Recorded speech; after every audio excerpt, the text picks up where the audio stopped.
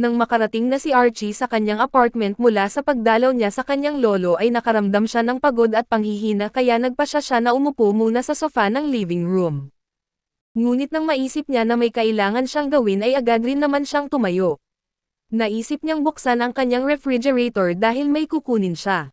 Ang apartment ni Archie ay may isang silid at katamtamang laki na living room na kasama na rin ang dining room. So, tumayo si Archie at humakbang palapit sa refrigerator, binuksan niya ito at napangiwi siya nang hinawakan na niya ang pintuan ng refrigerator.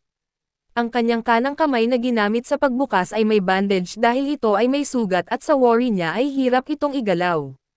Gamit ang kaliwang kamay binuksan niya ang refrigerator at kinuha ang isang can na may laman na mga ipis, buhay na ipis. Ngunit sa pagkakataong ito ay sumama na ng husto ang pakiramdam ni Archie, kaya nagmamadali niyang sinara ang refrigerator upang magawa ang gusto niyang gawin. Gusto na niyang magpahinga sa kanyang silid. Ngunit bago pa man niya magawa ang nais niya ay nahirapan na siyang huminga, tila kinakapos na siya ng hangin.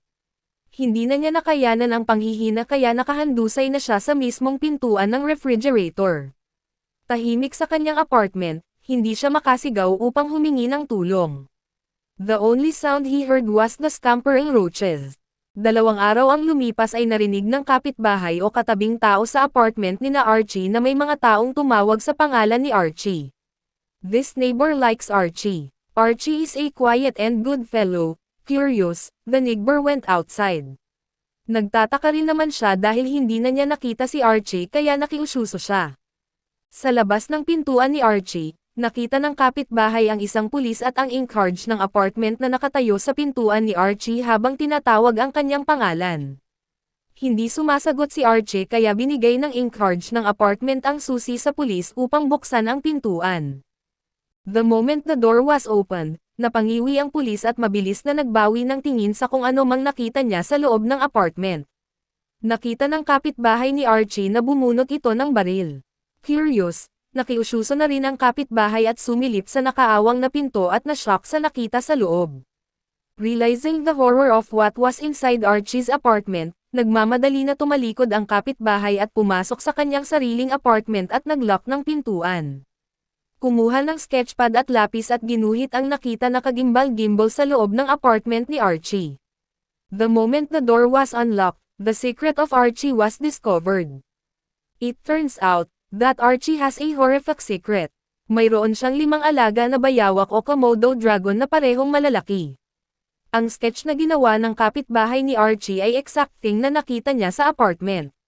Si Archie ay nakahandusay sa pintuan ng refrigerator, wala nang lamang loob, walang mga braso at paa at ang gilid ng kanyang mukha ay wala na rin. Kinain siya ng kanyang 5 alaga na bayawak. Ang dahilan kung bakit may bandage ang kamay ni Archie ay dahil sa kinagat iyon ng isa sa kanyang alaga. Kaya siya nang hihina ay kumalat na ang infection sa kanyang katawan bunsod ng bakterya na nakamamatay mula sa laway ng Komodo dragon. Ang ipis na kinuha niya mula sa ref ay siya sanang ipakakain niya sa mga bayawak.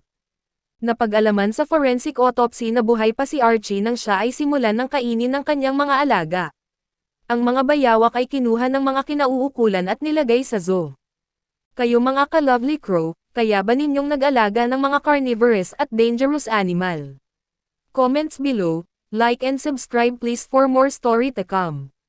Maraming salamat po.